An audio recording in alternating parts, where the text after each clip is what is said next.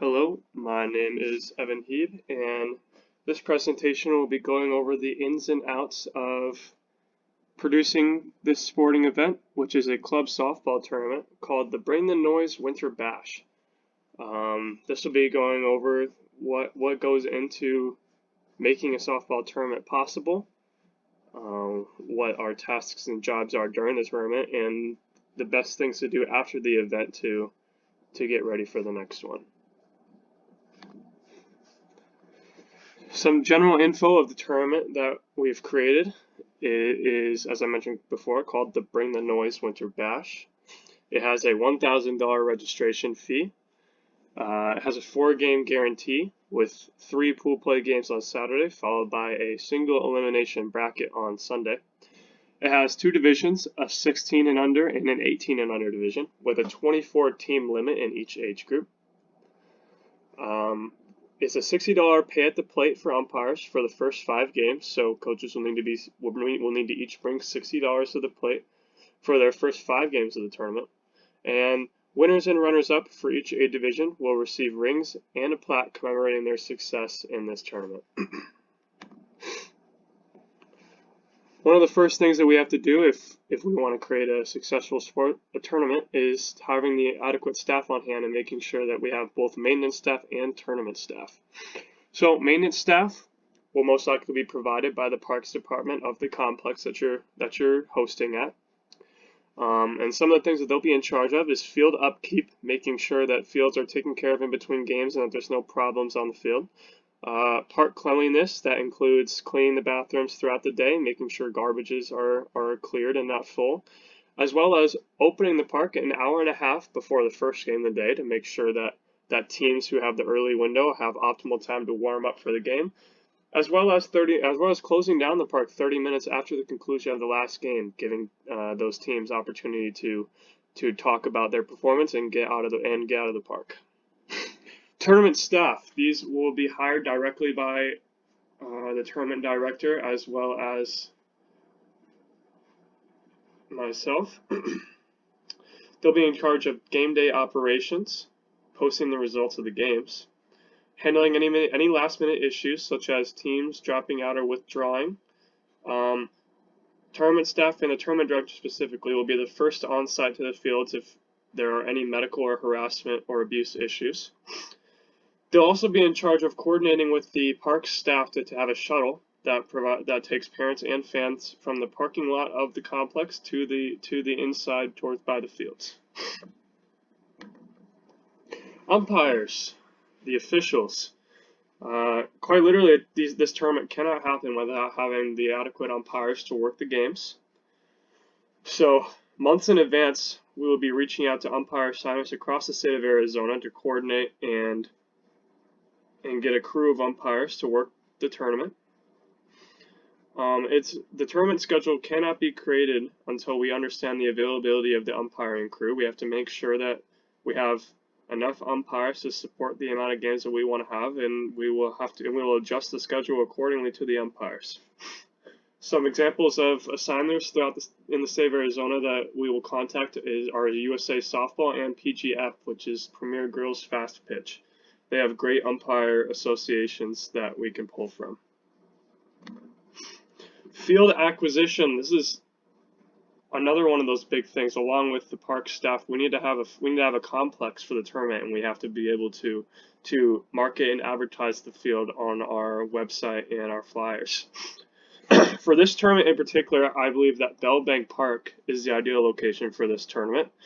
This is a brand new in 2021 state-of-the-art facility with 8 full turf softball and baseball fields, each equipped with a scoreboard in the background as well as temporary fences to combat for softball. If Bell Bank Park is unable to be acquired, some alternates include Rosemofford Sports Complex and Rio Vista, but with the urgency that we will be contacting Legacy Sports Complex, we are very confident that Bell Bank Park will be the location for this tournament. Which is why, specific to Bell Bank Park, it actually has a $5 gate fee that it charges each parent and fan in order to come in and watch the games.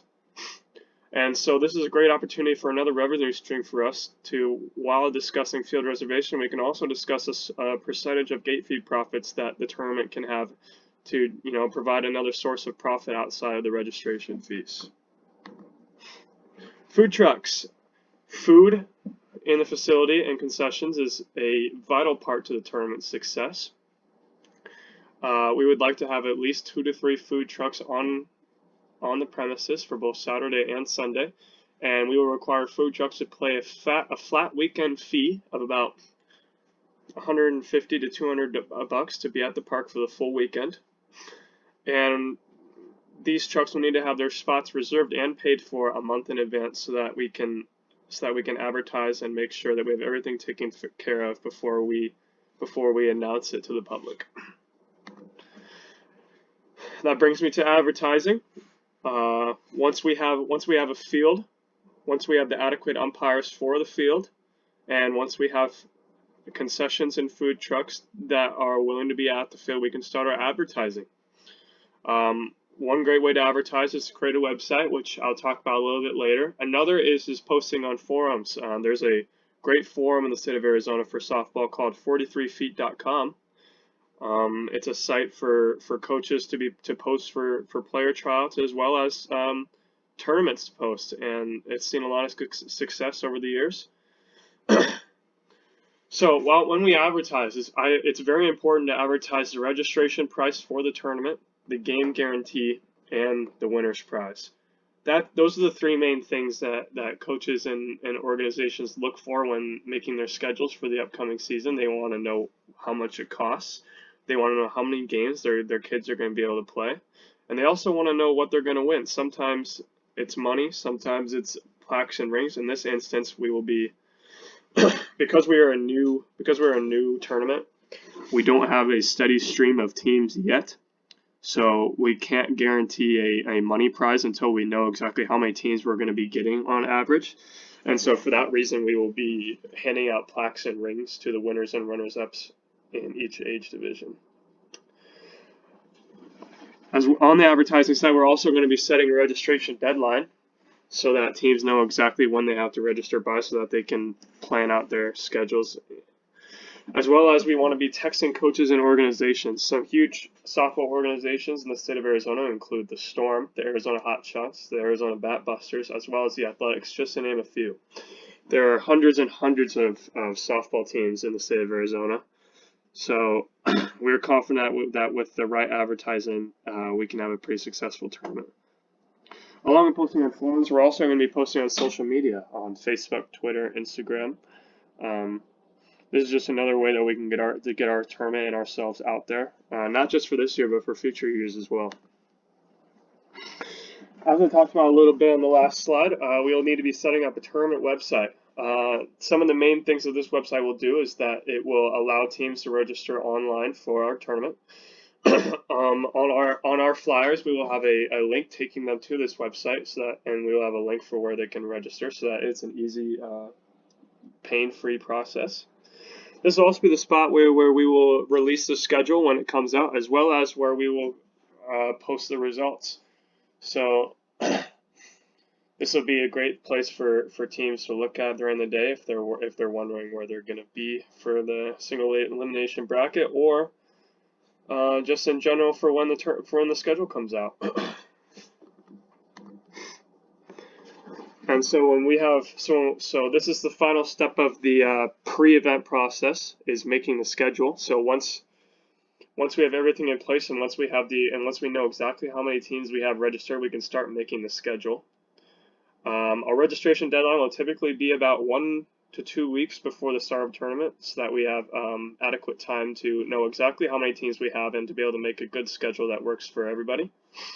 The goal is to get the schedule posted about 3 to 4 days before the start of the tournament, giving coaches time to reach out to us in case of any schedule conflicts with their team or anything like that. So this also gives us enough time to make adjustments for last-minute withdrawals. Those almost always happen in every tournament, and if we can get the schedule out in advance, then we can have time to adjust it in case of a withdrawal, so that there are no forfeits and that every team can get the maximum amount of games played that they can.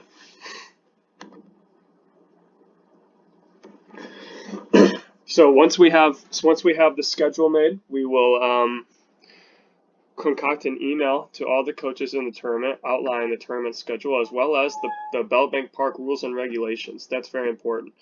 So along with our tournament rules, we will also have the park rules so that coaches can relay that to their parents and that there will be no issues come Saturday morning when they get to the park. This will also be sent out about Tuesday or Wednesday before the tournament begins so that they have adequate time to roll that out to their team and that there will be no issues. What I have below here is an example of a tournament that my team that I coach was actually just in, and this is what they have on their flyer that they advertise. So it's just a little quick description of the tournament and of the caliber of talent that's in it, as well as what I mentioned previously with the game guarantees, as well as the registration fee and the umpires paying at the plate.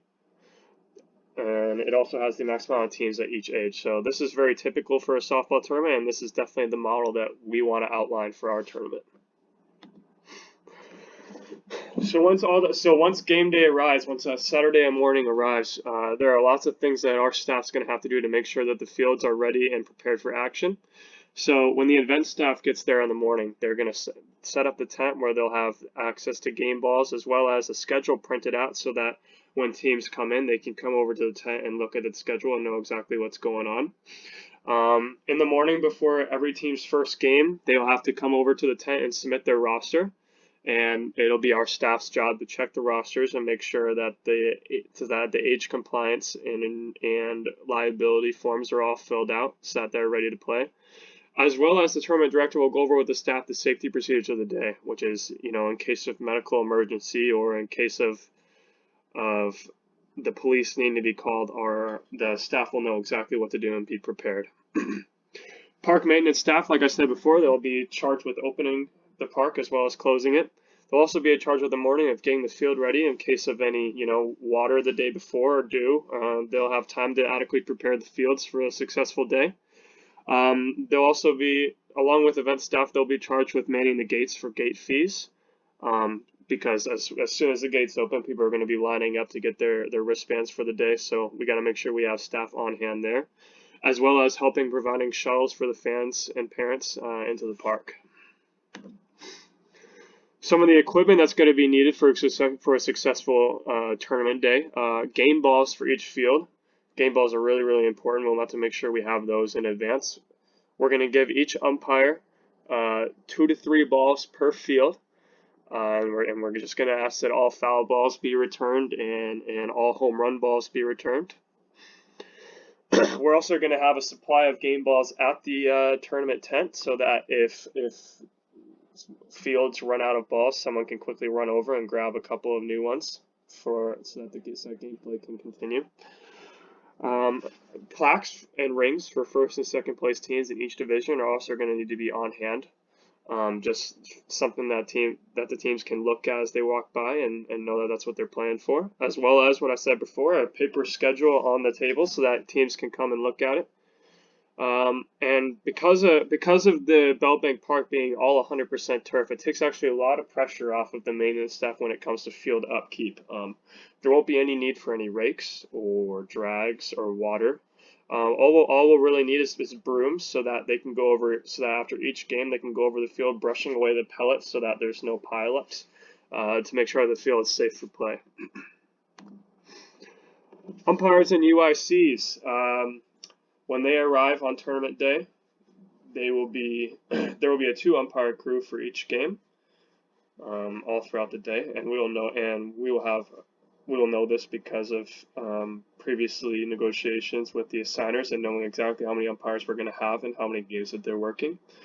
As far as payment goes, they will receive $60 from each coach at the plate meeting for each team's first 5 games. So typically, barring any Cinderella stories in the tournament, that takes you all the way up until the semifinals and the championship. So we'll be looking at about $120 per team, and there will be four teams. So minimal charge for the tournament for umpires, but they'll still be receiving their money. The umpire UIC is in charge of all the umpires. They make sure that all the umpires are accounted for. They fill in on the field in case of an umpire absence, as well as they call around in case an umpire is a no-show or is sick.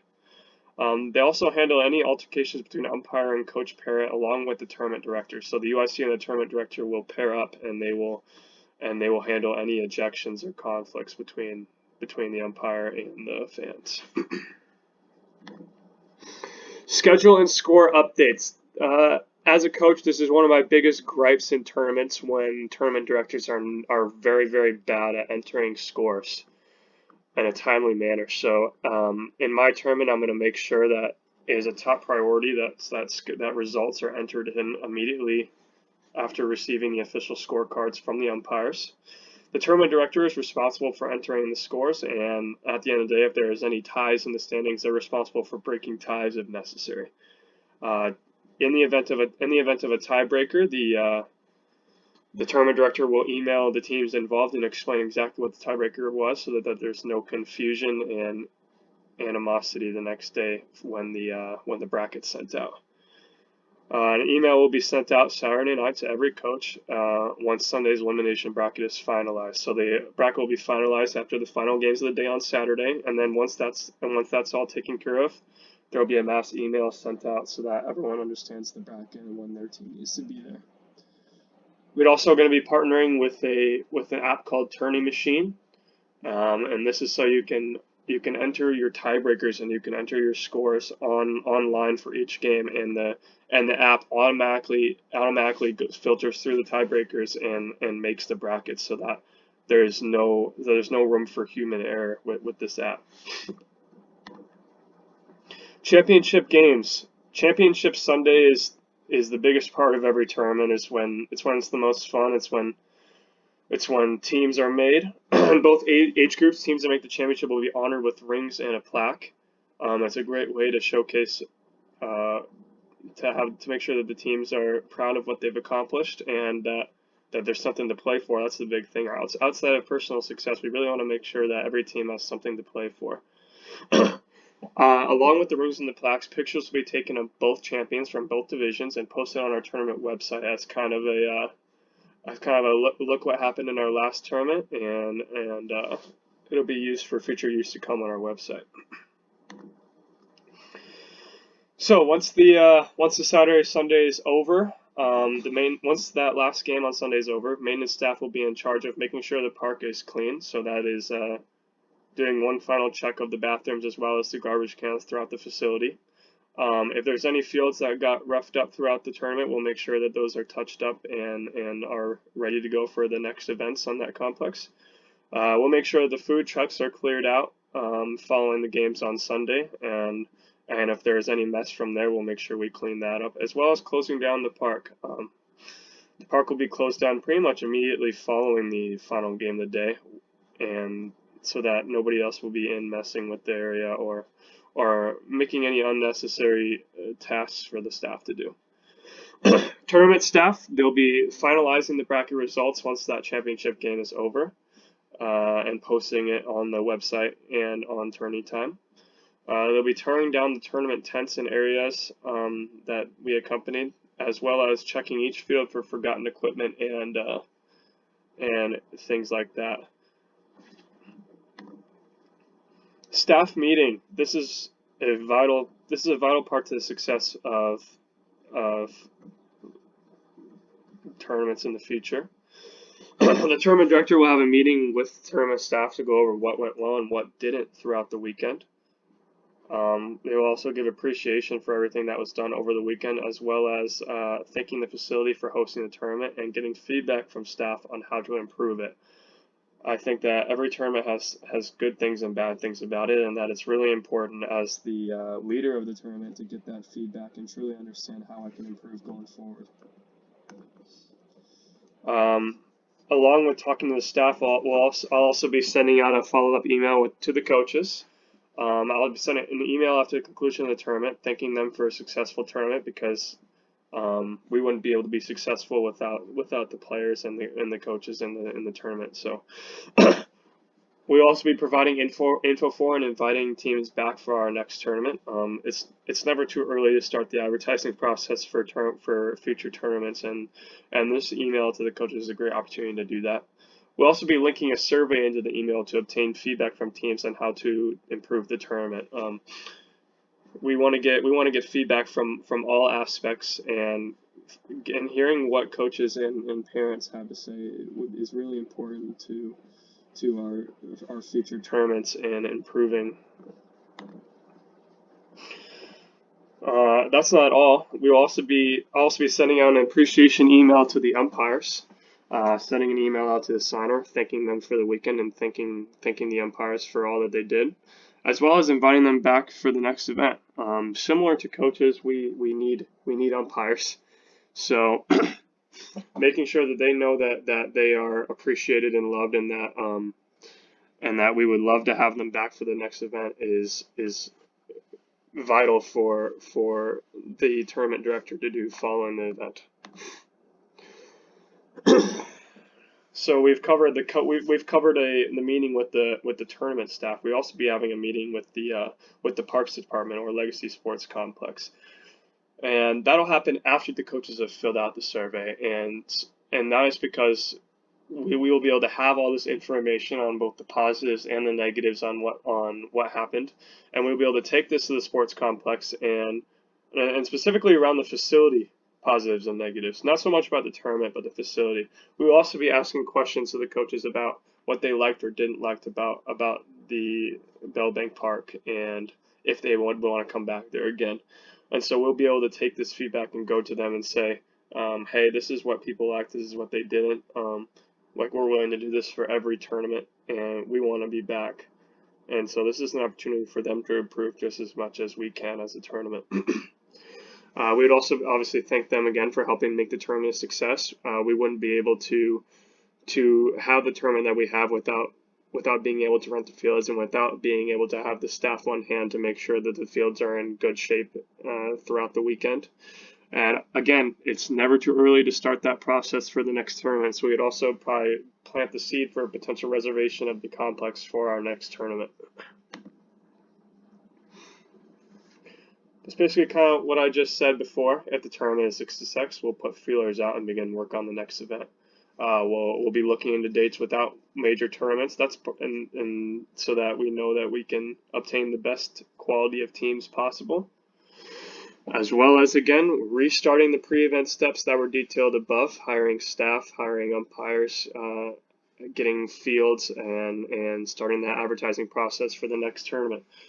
The beautiful thing about tournaments is that this is not a one-time thing, and if you do the right process and you go through the right steps both before the event, during the event, and after, you could have some really successful tournaments and be a staple in the state of Arizona club softball for years to come.